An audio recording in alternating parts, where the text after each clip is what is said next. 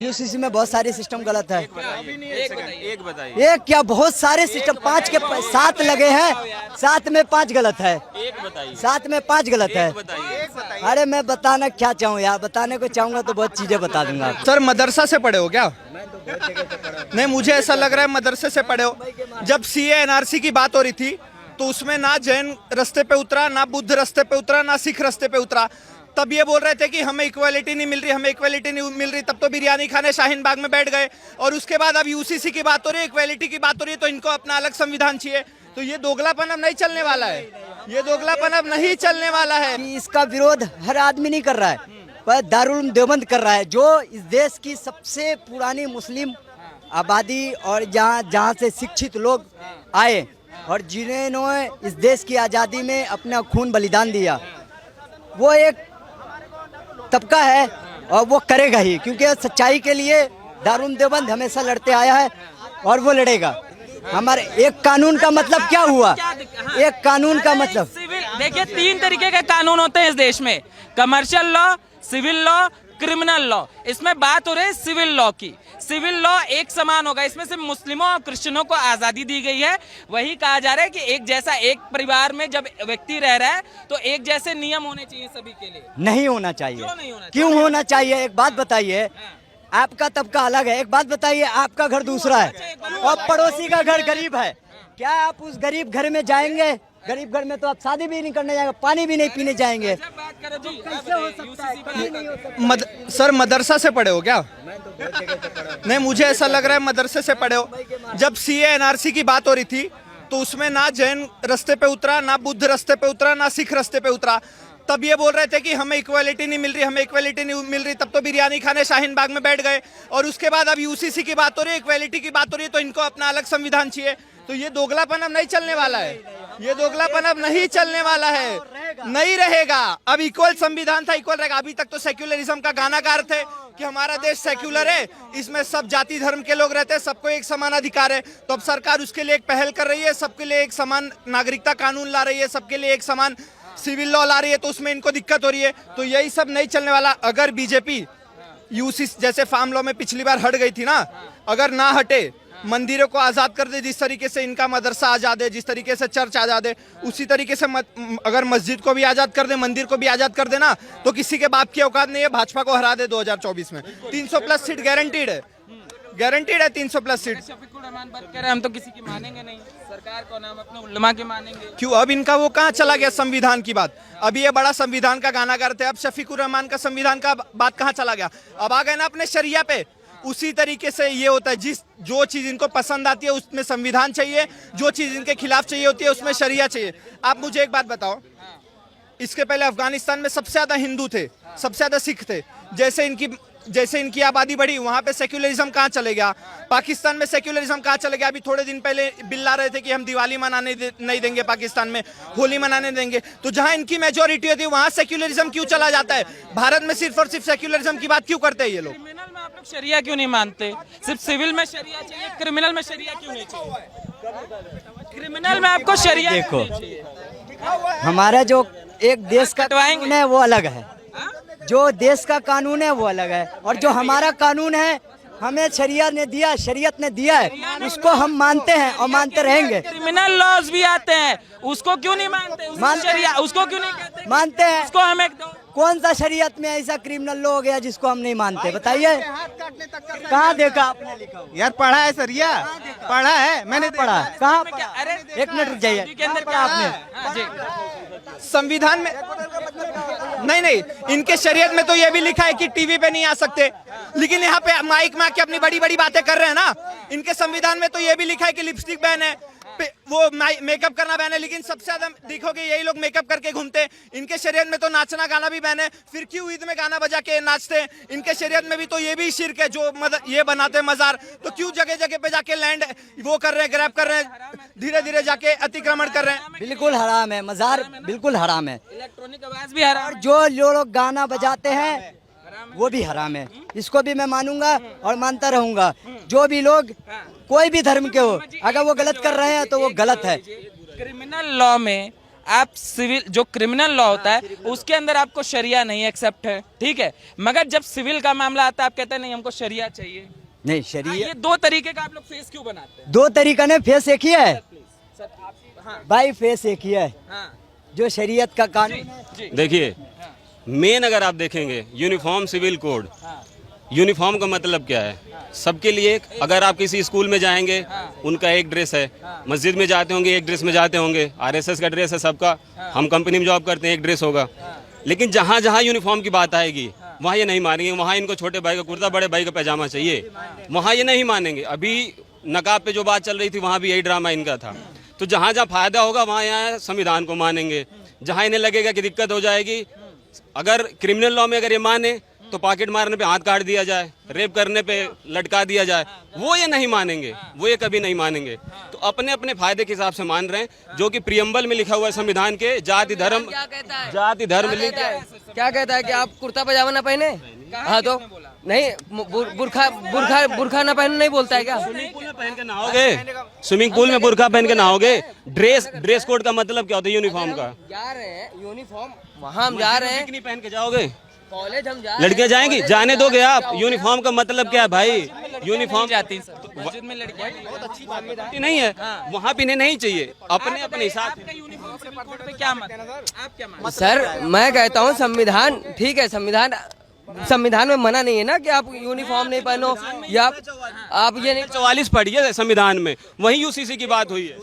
ये इसी नहीं, ये संविधान का गाना गा रहे हैं। अभी थोड़े दिन पहले कर्नाटका में जब हिजाब का मुद्दा उठा था तब ये लोग बोल रहे थे कि हमें अभिव्यक्ति की आज़ादी है, हम चाहे हिजाब पहन के जाए चाहे बुरखा पहन के जाए। उसी तरीके से आप अभिव्यक्ति की आज़ादी मानते हो? बिकनी पहनना अलाउड करोगे मदरसा में? बिकनी पहनना क्यों? ये विवाद जो मैं सर ये जेन्युइन फैक्ट बात है। पहले एक बार नाम क्या होगा, कहाँ से? नूर मोहम्मद यूपी कानपुर जी। मोहम्मद जी, मुद्दा ये है कि अभी जो सिलसिला छेड़ा गया, प्रधानमंत्री ने यूसीसी की चर्चा करी है, उसको लेकर एक जगह विरोध की बातें चल रही है, एक जगह समर्थन की बातें चल रही है, और ये कहा जा रहा है कि एक समाज में जो महिलाओं को दबाया गया था अब उनको अधिकार देने की शुरुआत हो चुकी है। इस पे मुस्लिम क्या मानता है? आप पुरुष समाज से हैं, क्या आप चाहते हैं कि इस समाज में सिर्फ पुरुषों को अधिकार मिले, महिलाओं को ना मिले? आप कानून लाइए, लेकिन उनको आप समझाइए, जनता नहीं समझ पा रही आपकी बातों को, जनता नहीं समझ पाती। एनसीआर आया, आईसीसी, एनआरसी आया, आप समझा पाए?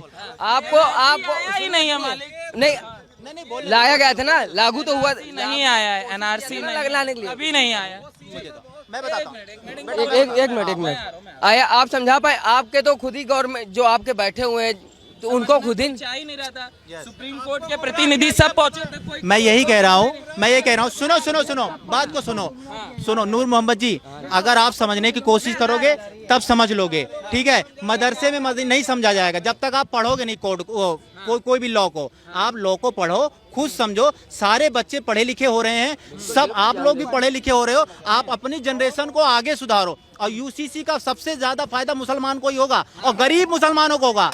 मैं चैलेंज दे रहा हूँ, गरीब मुसलमानों को होगा, लेकिन वही गरीब मुसलमान पहले पत्थर फेंक देंगे, कहेंगे नहीं यूसीसी नहीं होना चाहिए, और बाद में उनको पता चलेगा यार हमने तो पत्थर फेंका था, हमारे बच्चों को ही फायदा हो रहा है इससे, ठीक है? सबसे ज्यादा गरीब मुसलमानों को फायदा होगा, ठीक है? उसमें केवल मलाई खाने वाले ऊपर के नेता हैं, ओवैसी जैसे नेता तुमको बरगला रहे हैं। अपना पढ़ो लिखो, न्यूज को पढ़ो, लॉ को पढ़ो। हाँ नहीं, बीजेपी की नेता की बात नहीं कह रहा हूँ मैं आप ये बताइए, अगर सुनिए ना, इलेक्शन की बात नहीं है, अगर आपकी बहनों को अधिकार मिल रहा है, आपकी माँ को अधिकार मिल रहा है, आपकी बेटी को अधिकार मिल रहा है, तो इससे आपको आपत्ति है? ये दिलों में प्रॉपर्टी में कल आपको खुदा ना खास्ता है, अगर आप अपनी बहन का ब्याह करते हैं, उसके बाद आपका जो जीजा हुआ उसने आपकी बहन को निकाल दिया, कहा कि प्रॉपर्टी में हम तो अधिकार देते नहीं है, जाओ पर्सनल लॉ में घूमो, जो करना है करो, तो आपके ऊपर क्या बीतेगी? आप बताइए। गलत हिंदू है, उससे क्या करना है? एक शहनवाज का दादा कौन था? दादा हिंदू तो तुम्हारे दादा भी अरे एक सेकंड, सर ऐसे तो आने वाले टाइम में तो आपके भी कोई ना कोई होंगे, इतने राज किए। आप बताइए सर, आप क्या कहना चाहेंगे? मैं बस एक ही बात कहना चाहूँगा। मोहम्मद भाई, ठीक है, पर्सनल मत होइए, पर्सनल मत होइए। मोहम्मद जी, मैं फिर आप नहीं, जैसे बोला कि आपके भी दादा वो होंगे। अगर आपकी बहन को सुनिए, मेरी बात सुनिए, एक मिनट, मेरी बात एक मिनट, मैं बात, इसमें जो बहु विवाह जैसी कुप्रथा है, हाँ ये अच्छे लग रहा है, जो बहु विवाह जैसी कुप्रथा है, आपकी बहन जाती है, आपके जीजा 4 शादी कर लेते हैं, वही 4 लड़कियां रखते हैं, आप बर्दाश्त कर पाएंगे? कोई बर्दाश्त नहीं करेगा, ये मैं मानता हूँ कि बर्दाश्त नहीं करेगा, लेकिन अगर ठीक है, अगर मेरा धर्म कहता है कि कर लो, अगर ठीक से रखते हैं। भी बहु विवाह होता था, मगर हिंदू कोड बिल आने के बाद से हिंदुओं ने एक्सेप्ट किया, मुस्लिम क्यों नहीं कर सकते एक्सेप्ट उसको? करने वाले कर रहे हैं, ऐसी बात नहीं कर रहे। हाँ, अगर गलत है करेंगे, बिल्कुल बिल्कुल। आज मुसलमान जो है ऐसा नहीं है कि नहीं कर रहा है, बिल्कुल कर रहा है, बहुत से सुना। लेकिन अगर यूसीसी की बात हो रही है ना, सुनो मुसलमान तो लागू करो, ये गलत है। पागल के यूसीसी एक मिनट मुझे मौका दीजिए। क्रिश्चियन कम्युनिटी है, अगर क्रिश्चियन कम्युनिटी अपने समाज से निकल के किसी और धर्म की लड़की से शादी करता है तो उससे होने वाली संतान को उसकी प्रॉपर्टी में हिस्सा नहीं दिया जाता, वो उनका पर्सनल लॉ है। मैं क्रिश्चियन कम्युनिटी आपको नहीं मिलेंगे इसका विरोध करते हुए। आप कैसे कह सकते हैं मुसलमान? यूनिफॉर्म सिविल कोड का मतलब है एक देश एक कानून और सभी के लिए एक समान कानून, एक देश एक संविधान एक कानून और एक विधान होना चाहिए, ठीक है। इसका यूसीसी का यही सिंपल सा मुद्दा यही है, ठीक है। और लेकिन भाई ने जो बात करी थी, कह रहा हूँ भाई साहब, जो कह रहे हो एक शादी करके, सुन लो, अब कहाँ गया? अरे उसी के लिए तो ढूंढ रहा था, मैं नहीं ढूंढ रहा था, मैं यही कह रहा हूँ, थोड़ी देर सुन लेना। एक शादी करके छोड़ देगा तो उसको सजा यूसीसी देगा, ठीक है। चाहे हिंदू की बेटी हो, चाहे मुसलमान की बेटी हो, चाहे क्रिश्चियन की हो और चाहे ईसाई की हो। सजा नहीं मिली ना, यही तो बात है। अरे आप छोड़ के तो देखो, आप कानून आने के बाद छोड़ के तो देखो सजा देती है कि नहीं। मोदी जी ने क्या किया? मैं कह रहा हूँ क्या किया मोदी जी ने? आप सजा दो। और प्रधानमंत्री जो अपनी बीवी को पहले देश करके आपके संविधान में उसको कौन देख रहा है? मैं बहुत अलग बात इन लोगों, पहले नाम फिर कहाँ से हैं फिर? मेरा नाम जतिन है, मैं दिल्ली से हूँ, ठीक है। इन लोगों से एक बार ये पूछ लिया जाए कि पहले देश का कॉन्स्टिट्यूशन बड़ा या इनका धर्म बड़ा, ठीक है। हमारे लिए हमारा कॉन्स्टिट्यूशन और हमारा देश बड़ा है, इनसे पूछ लो कि इनके लिए क्या बड़ा है। अंकित जी ने सवाल पूछा, आपके लिए संविधान बड़ा है या आपका धर्म? हमारा धर्म बड़ा है और हमारा देश बड़ा है। पहले संविधान और देश बड़ा है, फिर उसके बाद धर्म है, ठीक है। हाँ, धर्म को हम तीसरे नंबर पे रखते हैं, हिंदू, ठीक है। जतिन नाम है मेरा, पहले संविधान फिर देश फिर धर्म, देश से बड़ा कुछ नहीं है, ठीक है। अब इनसे पूछ लो क्या है इनके लिए बड़ा। भाई हमारे लिए धर्म और देश बड़ा है, धर्म और देश बड़ा है, साथ है, पहले कौन बड़ा है? दोनों साथ है। हाँ, अगर देश के लिए जान देनी पड़े तो पहले जान देंगे, ठीक है। और अपने संविधान बचाने के लिए कोशिश जितनी करनी पड़े वो हम बचाएंगे। नहीं, संविधान बचाने के लिए जान दे देंगे और वही संविधान के खिलाफ लड़ रहे हैं। अभी सर ने डायलॉग दिया कि हम संविधान बचाने के लिए जान दे देंगे, और उसी संविधान में यूसीसी को लाने की बात की गई है, उसी संविधान के खिलाफ खड़े हुए हैं। ये दोहरा चरित्र देखा जा रहा है। यूसीसी का जिक्र थोपा जा रहा है, थोपा, नया सिस्टम। मतलब पूछो अनुच्छेद का मतलब भूखे आदमी के पेट के ऊपर पत्थर मारना। मेरी बात एक बात ध्यान से सुन लो, मेरी बात एक बात सुन लो, मैं एक बात समझाना चाहता हूँ, कृपया मेरी बात को सुन ले, ठीक है। मेरी बात सुनिए। अगर ये मुसलमान है और मैं हिंदू हूँ, मैंने अपनी बेटी को या अपनी बहन के या अपनी बहू को छोड़ दिया तो मैं अपने जन्म से हिस्सा दूंगा उसे, ठीक है। और अगर ये मुसलमान है, ये गरीब हैं, इनकी बेटी को किसी ने तलाक दे दिया या छोड़ दिया तो वो हिस्सा नहीं देगा, पहली बात। और ये बेचारे इतने सामर्थ्यवान नहीं है कि अपनी बेटी की दोबारा शादी कर दें, या इनके बेटे ये बूढ़े हो गए, मान लो इनके बेटे इनकी बेटी को नहीं रख पा रहे हैं, भगा दे रहे हैं, वो कहाँ जाएगी? ना ससुराल की रही ना मायके की रही। तो ये यूसीसी कानून यही कहता है कि उस बेटी को न्याय मिले, उस बेटी को न्याय मिले, कहाँ मिले? उस जिस पति ने उसको छोड़ा है अपने में से उसको हिस्सा दे। ये हमारे लिए नहीं है, ये हिंदुओं के लिए भी है, मुसलमानों के लिए भी है, समझ भला हो तब आपकी अब अरे हिंदुओं के लिए भी, अब देखो, अब अभी सुनो, अब हिंदुओं के लिए भी यही है।